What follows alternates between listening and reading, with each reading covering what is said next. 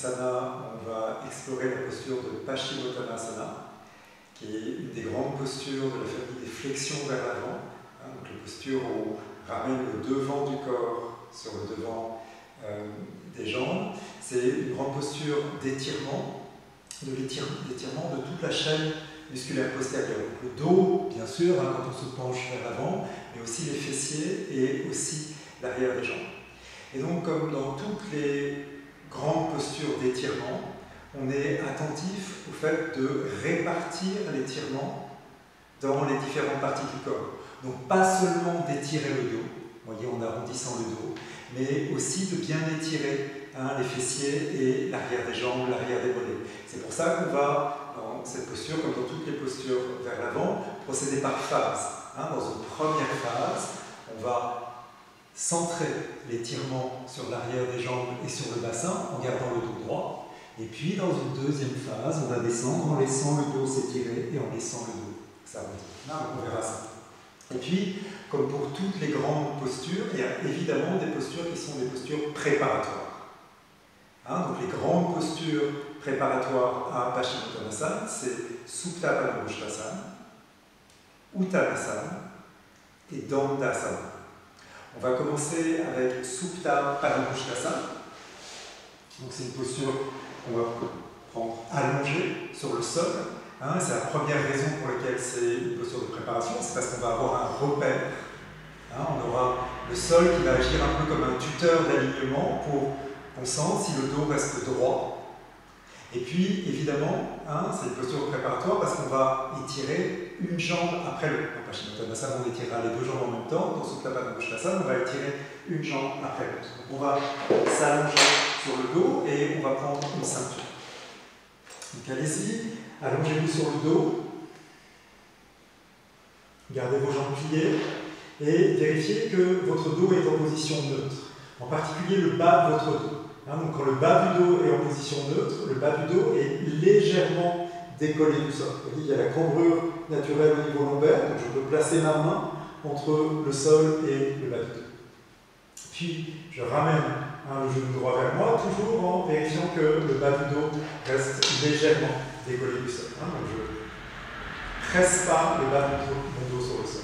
Je vais prendre une ceinture et je place la ceinture au niveau du talon droit. Voilà. Et en étant attentif donc à garder le bas du dos droit légèrement décalé du mur, je tends la jambe droite. Voilà. Donc vous poussez bien le talon droit vers le plafond. Vous pressez le devant de la cuisse droite loin de vous pour ramener un peu plus de poids sur votre bassin, pour maintenir le bas du dos droit légèrement décollé du sol. Vous tendez la jambe gauche. Et puis vous voyez de combien vous pouvez ramener le pied droit vers vous. En gardant la jambe droite tendue. Donc ne pliez pas la jambe droite et en gardant le bas du dos légèrement décollé du sol. Légèrement décollé du sol. Donc ne pressez pas le bas du dos. Et si le pied arrive au-dessus de votre visage, sans doute que vous pouvez attraper le gros orteil. Soyez attentif là encore quand vous attrapez le gros orteil à arrondir le haut du dos, c'est-à-dire qu'il ne faut pas que l'épaule se soulève, donc gardez l'omoplate au sol, donc le bas du dos légèrement décollé du sol, l'omoplate bien en appui sur le sol. Si vous gardez la jambe un peu plus vers vous, allez-y, en gardant toujours la jambe bien tendue, le bas du dos légèrement décollé du sol. Revenez, et on va faire le deuxième côté bien sûr. Vous reprenez votre ceinture. Le bas du dos toujours légèrement décollé du sol. Vous passez la ceinture au niveau du talon gauche. Vous poussez bien avec votre talon et vous tendez progressivement la jambe. Vous poussez le talon vers le plafond, vous pressez le devant de la cuisse gauche loin de vous, vous gardez le bas du dos légèrement décollé du sol.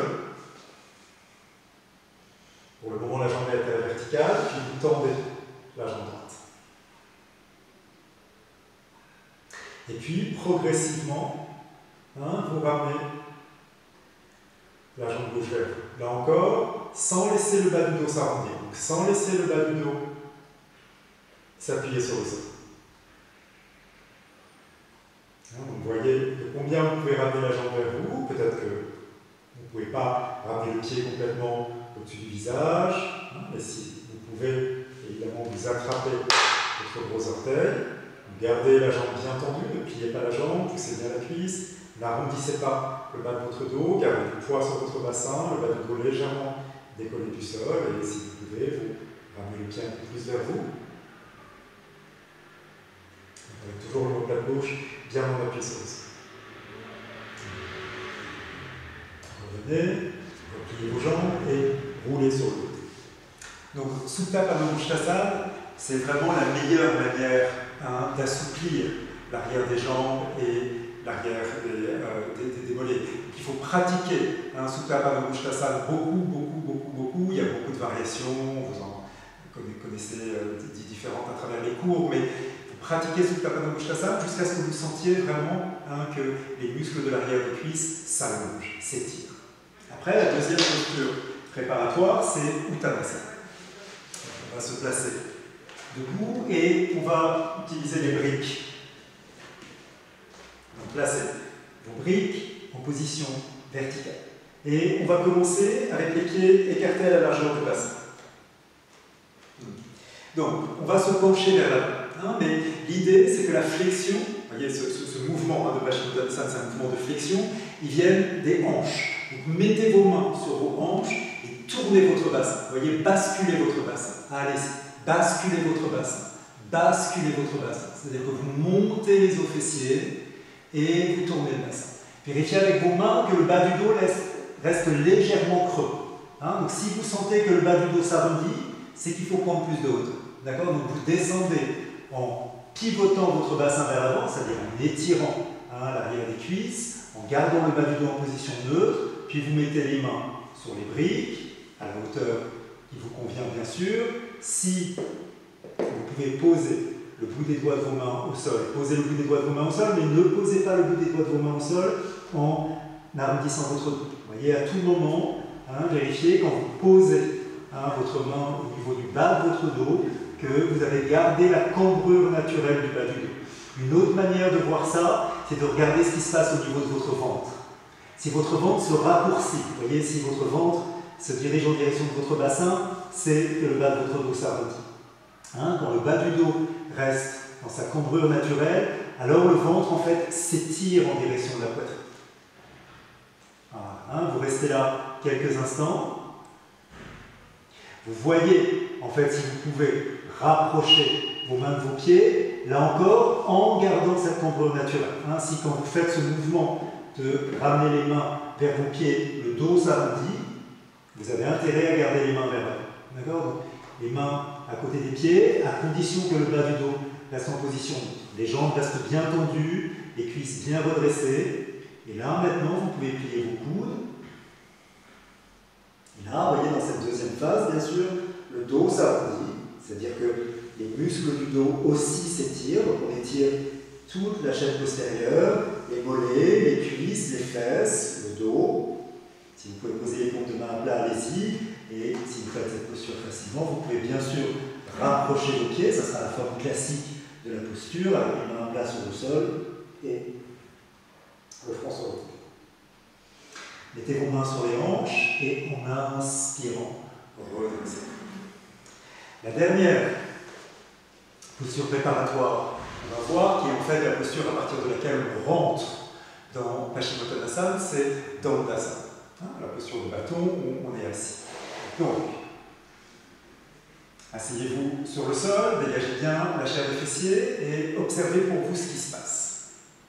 Est-ce que quand vous êtes assis sur le sol comme ça, vous roulez sur l'arrière de vos fesses? Si vous roulez sur l'arrière de vos fesses, le bas de votre dos sera arrondi, le ventre va tomber. Okay? Donc il faut que vous soyez vraiment sur la pointe des os fessiers. Et si vous êtes vraiment sur la pointe des os fessiers, là encore, vous pouvez mettre votre main dans le bas de votre dos et sentir que le bas du dos, vous voyez, a gardé sa cambrure naturelle, est légèrement creux. Si, même en dégageant la chair des fessiers, vous n'arrivez pas, vous voyez, à être assis complètement sur les os fessiers et à sentir cette cambrure naturelle du bas du dos, c'est qu'il faut prendre de la hauteur. D'accord? Donc, on peut s'asseoir sur des couvertures. Là, j'ai pris 2 couvertures, mais en fait, vous pouvez prendre autant de support que nécessaire. D'accord? Jusqu'à ce que vous sentiez vraiment que vous êtes sur la pointe des os fessiers et que le bas du dos se redresse et s'absorbe légèrement. Okay? Et si vous faites ça, vous allez sentir aussi que le haut de votre dos s'absorbe. Vous pouvez poser le bout des doigts de vos mains sur le sol. Voilà. Et les jambes sont actives. Vous étirez bien l'arrière des cuisses et des mollets en direction de vos talons et vous contractez bien le devant de vos cuisses en direction de vos hanches. Voilà. Donc, on pratique Dandasana, jusqu'à ce que le dos se redresse. Et vous tendez bien vos jambes, vous pressez bien vos cuisses sur le sol. Après, pour aller vers Paschimottanasana, vous voyez, pour se pencher vers l'avant, on va commencer en utilisant une ceinture. Et on peut écarter les pieds. Vous voyez, vous écartez les pieds à la largeur de votre bassin, comme quand on a fait Uttanasana. Plus les pieds sont écartés, plus ça va être facile en fait de pivoter le bassin. D'accord? Donc on peut commencer avec les pieds écartés, et comme on l'avait fait dans Supta Padang Usthasana, on peut commencer avec une ceinture. Si on n'attrape pas directement ses pieds, on va attraper la ceinture. Et donc là, vous poussez fort vos pieds contre la ceinture, vous tirez bien la ceinture avec vos mains et vous vous redressez. Donc à tout moment, vous pouvez vérifier que le bas de votre dos reste en position neutre. Et puis bien sûr, on va se pencher vers l'avant. Donc on se penche vers l'avant à partir du bassin, en creusant le pli de vos ailes, en tirant les os fessiers vers l'arrière, on garde le bas du dos en position neutre et on voit de combien on peut se pencher vers l'avant. Okay, donc il ne s'agit pas d'attraper ses pieds en arrondissant le dos.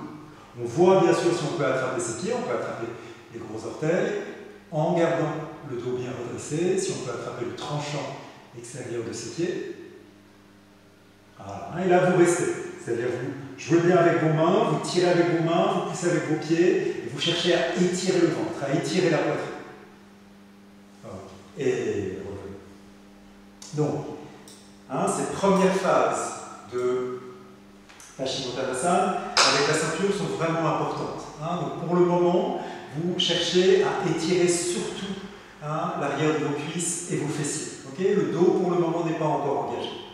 Après, une autre préparation de Paschimottanasana, c'est comme si on faisait Paschimottanasana avec une seule jambe. D'accord? Encore une fois, on l'avait vu dans Supta Padang Usthasana, c'est plus facile avec une jambe qu'avec les deux jambes en même temps. Okay? Donc on va faire une variation de Paschimottanasana avec une seule jambe. Donc vous allez lever le bras gauche vers le plafond, inspirez, expirez, attrapez le pied droit. Si vous aviez besoin de la ceinture, évidemment, vous attrapez le pied avec la ceinture. Donc pour le moment, le dos ne s'arrondit pas. Vous voyez, je redresse bien mon buste, donc je tire avec ma main, je pousse avec le pied, je pivote légèrement sur le côté. Je donne de la longueur à mon buste et à mon flanc. Et maintenant, je ramène une main vers le sol. Et là, maintenant, le dos va s'arrondir. Vous voyez, maintenant, le dos va s'arrondir, mais en fait, le plus tard possible. Je garde les jambes fermes, les os fessiers lourds, et je m'étire sur la jambe, je pose si possible.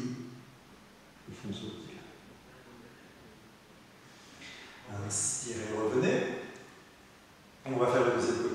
Donc vous levez le bras droit, gardez vos jambes fermes, continuez à bien contracter le devant de vos cuisses, le buste haut, le dos absorbé dans le dos, à attraper le pied. Vous pouvez attraper le gros orteil, vous pouvez attraper le dessus du pied, vous pouvez attraper le tranchant extérieur du pied. Voilà. Et vous vous redressez bien. Donc, toujours avec cette sensation que le ventre se soulève. Pas le ventre qui tombe, pas le dos qui s'arrondit. Vous pouvez poser la main sur le sol. Et maintenant, vous continuez à vous étirer vers l'avant, mais vous laissez le dos s'arrondir. Au final, évidemment, le dos s'arrondit. Et vous voyez si vous pouvez poser le front. C'est l'outil. Inspirez, revenez. On va continuer et on peut utiliser des briques. Donc on va faire avec les deux jambes en même temps, mais avec les deux jambes tendues. Inspirez, levez les bras vers le plafond. Soulevez bien votre dos. Expirez, penchez-vous vers l'avant. Gardez le dos droit. Vous pouvez toujours à tout moment mettre la main comme ça sur le bas de votre dos, vérifier que le bas de votre dos ne s'arrondit pas. Attrapez les gros orteils, attrapez le dessus du pied, attrapez le tranchant extérieur de vos pieds. Gardez vos jambes bien tendues, bien saisies. Les cuisses en direction du bassin et le devant des cuisses en direction du sol. Et maintenant, expirez, pliez vos coudes et étirez-vous et posez le front. sur la brique, à la hauteur qui vous convient. Restez actif avec vos bras. Hein, donc tirez bien dans vos mains, poussez bien dans vos pieds. Gardez vos jambes fermes, vos bras actifs. Inspirez, revenez. Et puis maintenant, bien sûr, si on est prêt, on peut faire la forme finale de la posture. En fait, là, on est encore assis sur le support. On verra si on le retire. Inspirez, vos pieds sont joints. Étirez bien vos bras. Voyez, donnez beaucoup de hauteur à votre buste. Gardez la hauteur du buste quand vous étirez. Gardez la hauteur du buste. Vous pouvez crocheter. Vous pouvez attraper vos poignets derrière vos pieds. Redressez-vous bien. Et expirez. Pliez vos coudes. Tirez les coudes vers le plafond. Ne relâchez pas vos cuisses. Hein, ne relâchez pas vos cuisses. Gardez vos cuisses bien engagées. Tirez avec vos coudes vers l'avant. Avec vos cuisses vers l'arrière. Les fessiers sont lourds. Les talons sont lourds. Inspirez. Revenez. Ok. Bon. Répétez toutes ces préparations pour progressivement améliorer votre Paschimottanasana. C'est un étirement intense de tout l'arrière du corps. Donc c'est important quand on revient de ces séries de Paschimottanasana de faire quelques postures pour réengager l'arrière du corps. Vous voyez, pour recontracter les muscles du dos, les muscles fessiers, les muscles de l'arrière des cuisses et pour réétirer le devant. Donc la posture de retour, parfois on dit la contre-posture de Paschimottanasana, c'est une posture qu'on appelle Purvottanasana, c'est-à-dire qui étire tout le devant du corps. On va faire comme des préparations à cette posture. Vous placez vos mains de part et d'autre de vos hanches, vous poussez bien avec vos mains et vous réétirez le ventre, vous ouvrez bien la poitrine. Donc les épaules vont bien vers l'arrière. Maintenant, poussez fort avec vos mains, restez sur vos talons et commencez à soulever vos fessiers. Et montez les fesses, ne posez pas encore les orteils. Vous voyez, allez le plus loin possible vers le haut, puis allez un peu vers l'avant. Contractez fort les cuisses, les fesses, le dos. Et maintenant, allez vers l'arrière, vers l'arrière, vers l'arrière, vers l'arrière. Et posez votre bassin. On va faire ça 3 fois. Donc vous poussez bien dans vos mains, vous soulevez bien votre dos, vous soulevez l'arrière des cuisses, l'arrière du bassin. Inspirez et expirez, montez. Les pieds vers l'avant. Vous pouvez regarder vers le plafond. Ok, allez vers l'arrière. On va faire ça une toute dernière fois. Allez, poussez bien dans vos mains. Inspirez et expirez. Poitrine bien ouverte, fessiers engagés. Montez, montez, montez, montez, montez. Allez vers l'avant. Et expirez. Revenez. Levez vos jambes, allongez-vous sur le dos. Quelques instants, vous pouvez relâcher vos jambes. Quelques instants de Shavasana, vous restez le temps que vous souhaitez dans votre relaxation. Pour cette petite vidéo, on va revenir. Merci à tous. Namasté, bonne pratique à tous.